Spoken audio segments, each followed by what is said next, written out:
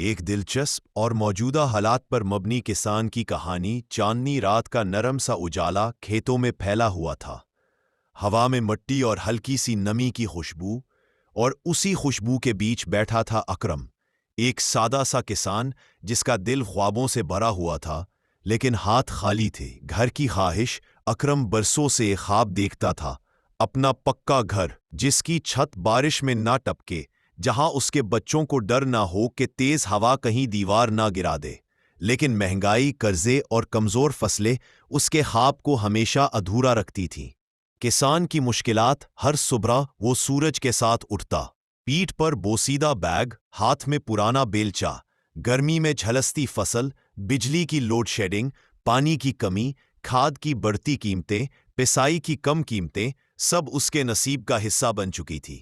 کبھی فصل کیڑے کھا جاتے تو کبھی بیج خراب نکلتا، کبھی وہ سوچتا کہ شاید قسمت اس کے ساتھ نہیں، لیکن پھر بھی وہ محنت نہیں چھوڑتا تھا، کیونکہ زمین اس کی امید بھی تھی اور روزی بھی۔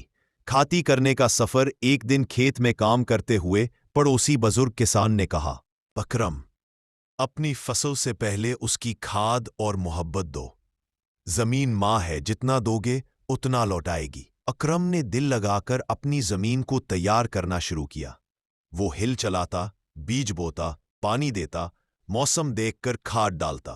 بارش کم ہوئی تو پانی کے لیے گاؤں سے کئی میل دور نہر تک گیا۔ رات گئے تک کام کرتا اور صبح پھر نئی امید کے ساتھ ہل پکڑ لیتا۔ وقت گزرتا گیا اور پھر ایک دن وہ منظر آیا جس کا وہ برسوں سے منتظر تھا۔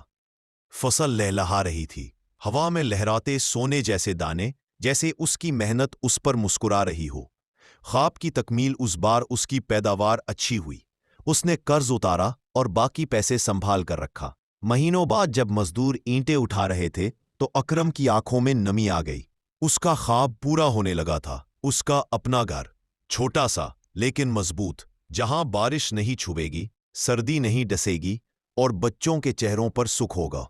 کہانی کا سبق: اکرم کی زندگی نے ایک بات سکھائی، کسان کی سب سے بڑی طاقت اس کی محنت اور امید ہے۔